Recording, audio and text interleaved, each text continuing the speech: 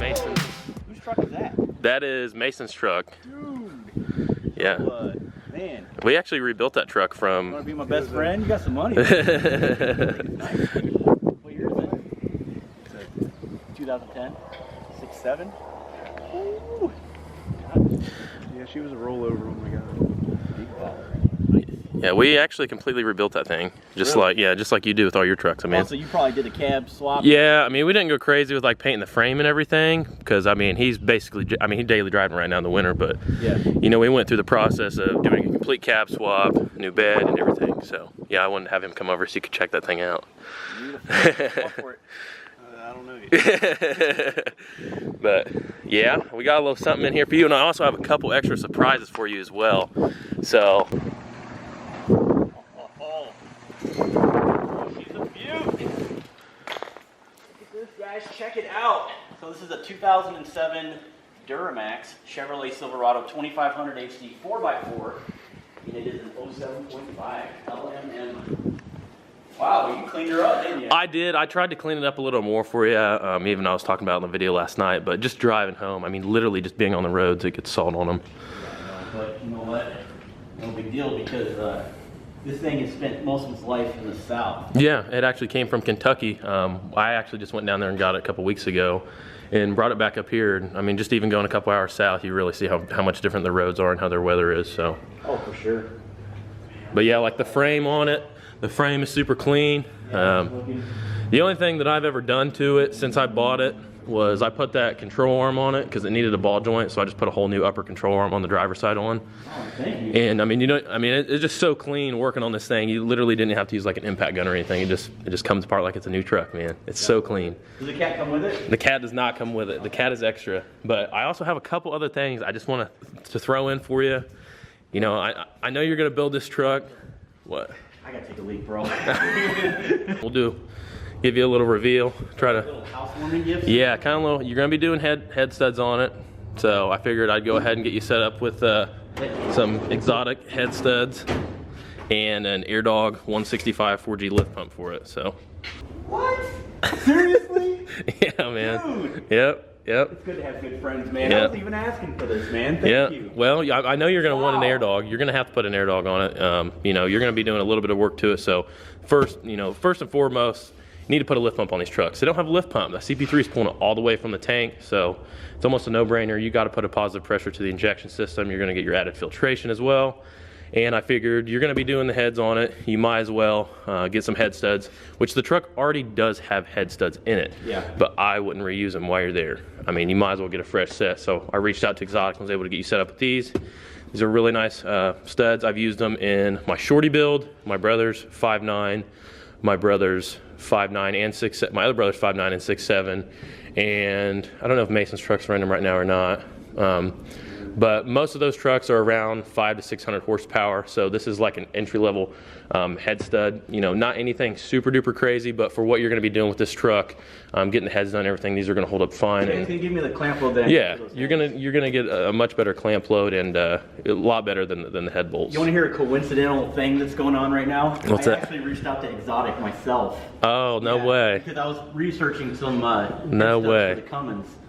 So that's kind of neat. That's very weird. Yeah, it is. But they're really nice products. I've never used the Duramax kit before, but I've used the 12 valve kit, 24 valve kit, and I never had a problem with them. I really like the way they install. They come with nice. The packaging's really nice. The grease they come with, and yeah, I would put them up against any other head stud manufacturer out there. And obviously, we don't even have to talk about the AirDog. We know about the AirDog, man. So you're good. Yeah, but really quick, guys, for now on, I'm going to be using the AirDog products for all my diesel trucks. And I'll get in another video later of why. I mean, there's a lot of reasons why. But I would say that they're second to none in the industry. I know there's a lot of great lift pump companies out there. And I know they do a great job. But I've just seen less issues with these ones right here. So you're giving this to me, which is blowing me away right now. I really appreciate it, but what size is that? So this is going to be the 165 4G. So this pump here is good to it really depends on your application. Now, like 6.0 Power Strokes and P-pump trucks are going to fall a little short of the number I'm going to put out there, but we have seen 1,000 or right over 1,000 horsepower being supported by a DF 165. In your case, on this truck, it's absolutely not going to be a problem. Whatever you throw at it, this pump will be able to keep up. Comes with a lifetime warranty, so you know, you ever had a problem with this product, we back our warranties. No joke, we have 2 technicians in the building, 5 days a week, 8 hours a day, helping you guys. Any parts, any type of issue, installation questions, product questions, at all times. So we really, that's our main thing at AirDog, is customer service. Customer service is hard to come by nowadays. So whenever you buy our product, you are a lifelong customer. Just always remember to fill out your warranty card, send it in to us. Yeah, so I remember Ryan talking about we that. got to get you guys registered. I do have to show you one thing. I already know about it. You already know about it, but you haven't seen it in person though. No, they're gonna see it with me. Okay, so the truck does have a little bit of, I wouldn't call it the best body repair ever. Yeah. So it's right over here. Someone has put some Bondo in this truck, and it looks like it was hit somewhere, and then they just kind of Bondoed over it. They didn't really pull the dent out. They kind of just formed it with Bondo, and I don't know, it just kind of cracked itself. I haven't really been messing with it a lot. I've just been trying to keep it clean, but this is definitely fixable. If you take this to your body guy, he'll be able to fix that. I think Earl went to Kentucky and did some side work. Yeah. But other than that, like if you feel all over the truck, it's all OEM, it's all original paint. Sure. The rockers on this thing, I need to wipe them down, but the rockers, you can get all up underneath it and everything, man. It's so clean. It's like gold. It's underneath the door seals here, nothing. The hem flanges are all nice and clean. Yeah, everything's. It's funny how us northern guys are always just drooling over these vehicles. Oh, I also got you another surprise, man. Dude, You're gonna need I it. told you, what else can I squeeze out of you? Oh, nice. Some new wipers, dude. So you got those for the truck, and now you don't need them. Yeah, and if you've seen in my video, I kind of said something stupid, like I didn't know if someone swapped this interior in here, which I found out this interior is factory. All this stuff does work. I didn't even realize it had this, but this has like the radio in the back. Oh, so yeah. whenever your kids are back here, you can, they can jam out to their own music. Oh yeah. But They have heated seats back there too? none of the seats are heated in Doesn't it. matter. No, none of them are heated. It does kind of matter in the morning when it's cold. It kind of Look how sucks. clean this is. It's clean, man. These lift up here. Oh, there's a Milwaukee charger in there. Oh yeah, you can Almost leave forgot that. Yeah, But it doesn't even have a gooseneck in it, so you know it's never really towed anything. Right. Anything super big, which I guess you never really know, but it could have been pulling huge bumper pulls. But you want to hear this thing fire up, man? Yeah, dude. You want to do a cold start? I'm not gonna lie. I can't believe this is mine. This is just so exciting. It really is. I'm excited Just for the you. history of the first diesel I've ever owned was an LMM. So Let's fire it up. all right. Do you want to do the honors? No, go for it. Okay. Put my head in the exhaust.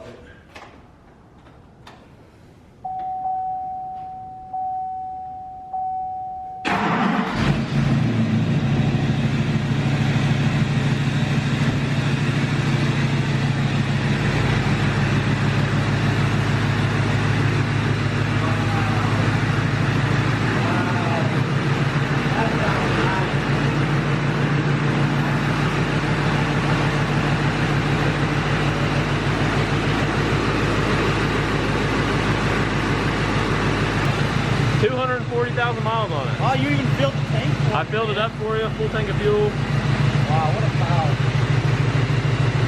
I'm even gonna leave my aux cord in there. There she goes. She sounds good, man. I know what you call them, but man, Yeah. wait. Nice, very, very nice. I'm pumped for you, man. Well, let's go ahead and load it up, man. Let's do it. Let's just get it going. You sad? I'm sad.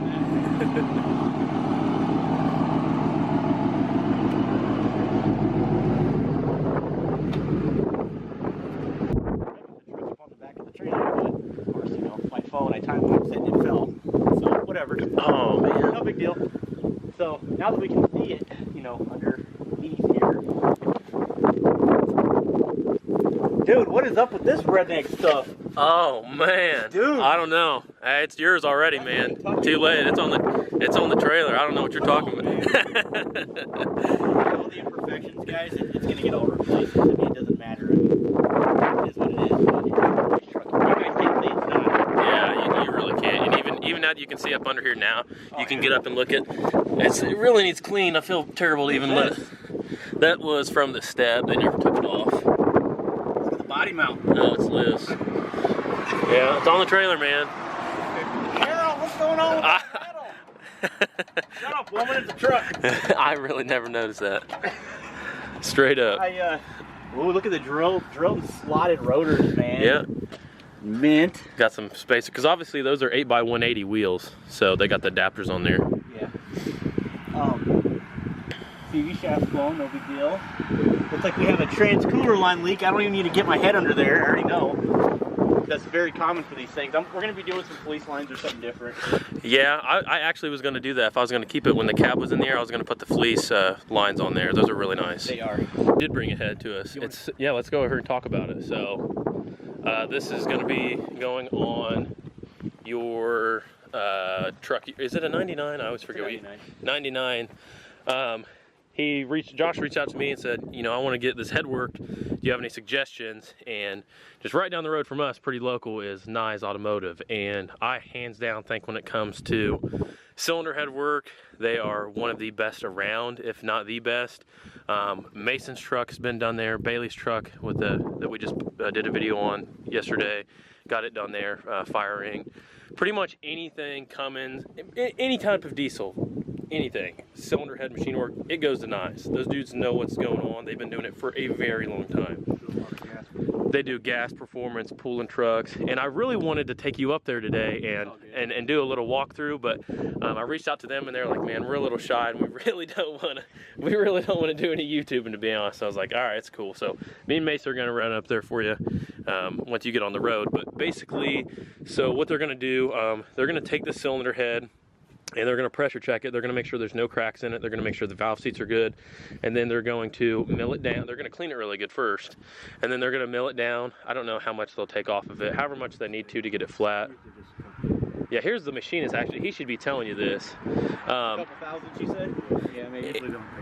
And Josh said that he's going to be shooting for like 800-900. I mean, however much, we really don't know until it's done.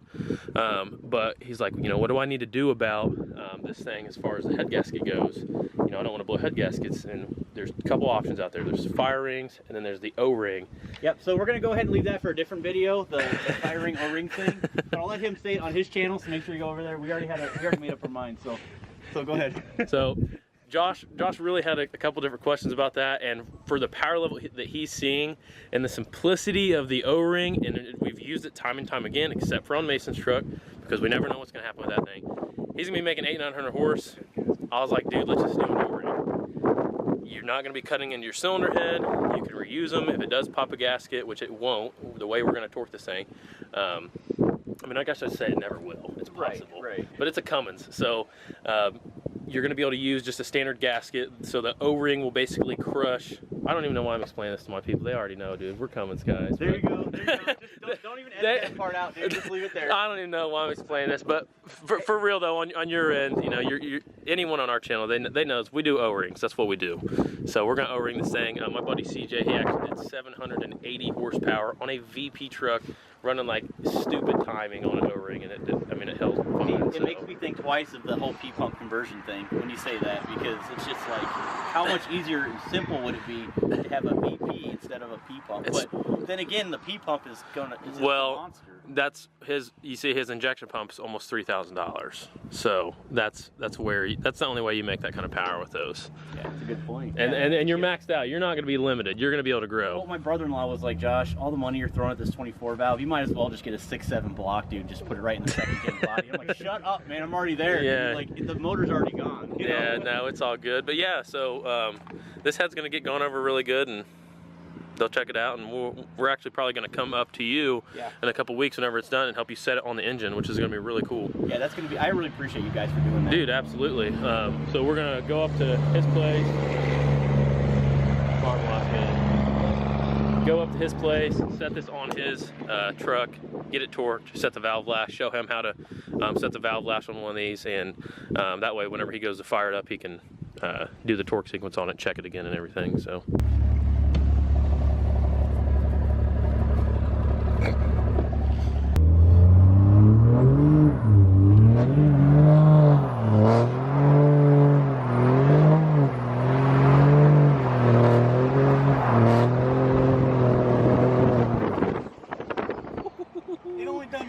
No, it didn't. It was two. It was two. Hey, brother, you need a ride? Hey, man. Hey. Hey, I gotta get back to the USA. Yeah, well, hop on in here, old son. Let's do this. What are you in the back seat for? All right, guys, we obviously just went and got something to eat, and we just got back to the house, and Josh is about to head home. He's got a little bit of a drive, so he's gonna get going earlier on the day, but we're actually gonna be kind of trailing beside him to get some rolling shots, because we're gonna go up to Muncie and drop the cylinder head off. So this is the last time we're gonna see the Duramax for a couple weeks. See you later, man. Thanks. Be safe. Yep, you too.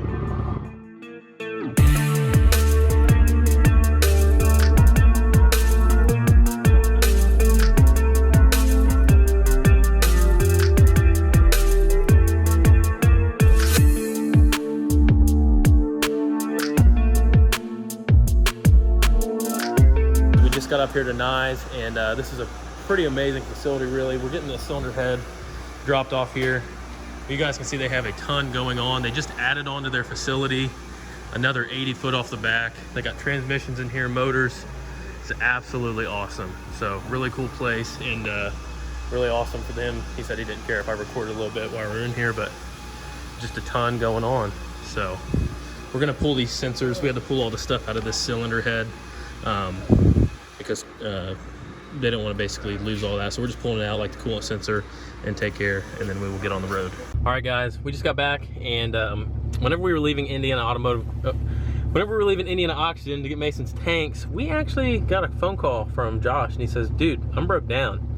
And it was a return line on his injectory things, and it was leaking fuel really bad, and he's like, I don't know what I'm gonna do. And I was like, well, just switch the trucks out, like pull it home with the LMM. He's like, you think I should do that? I was like, yeah, dude. I was like, I would literally drive that truck to Florida tomorrow. I mean, I know it has blown head gaskets, but it's not mixing oil or anything.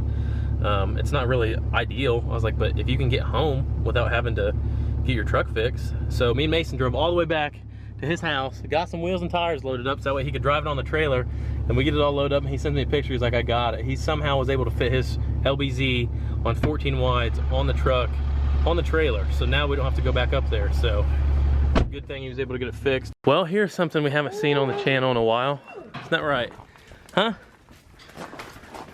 Got Mason's rig. Pulled here in the garage, all sad looking, covered in dust. Gosh. This poor thing. Look, Mason's doing a good job of covering her and stuff. Got her covered up with parts.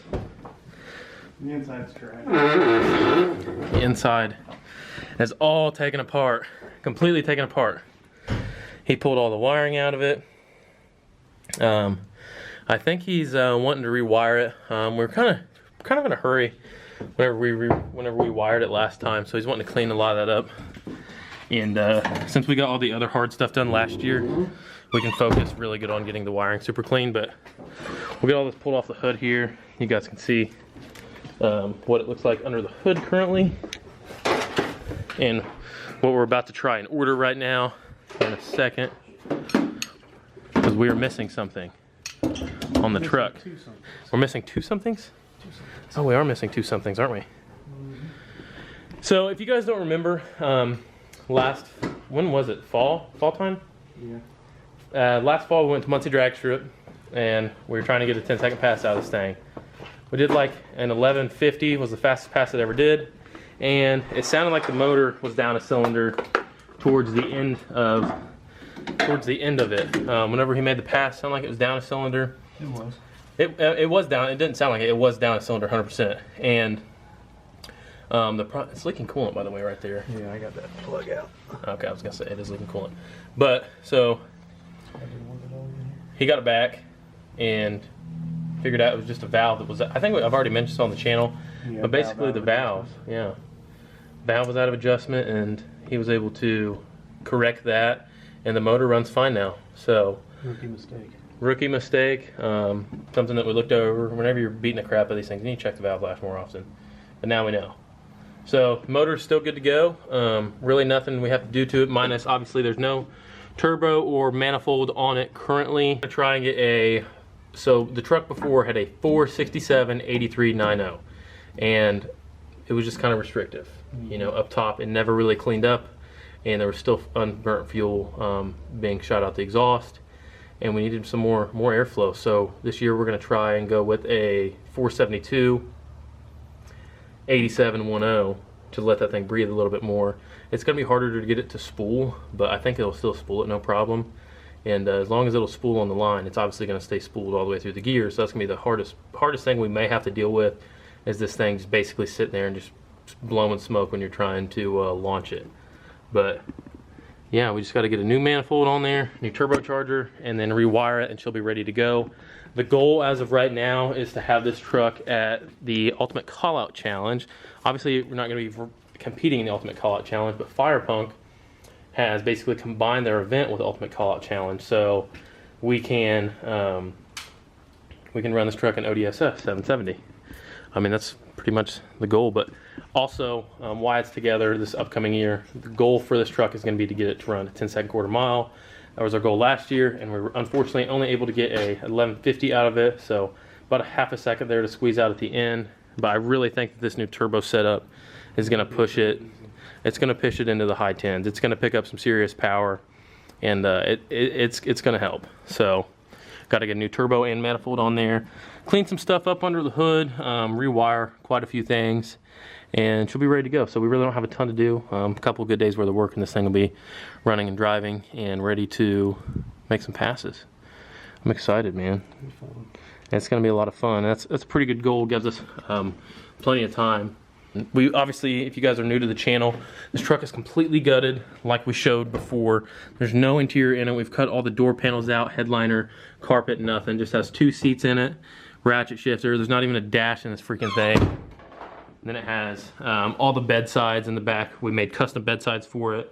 It's got remote trans coolers. It's got nitrous oxide, remote fuel tank set up. So this thing weighs like right at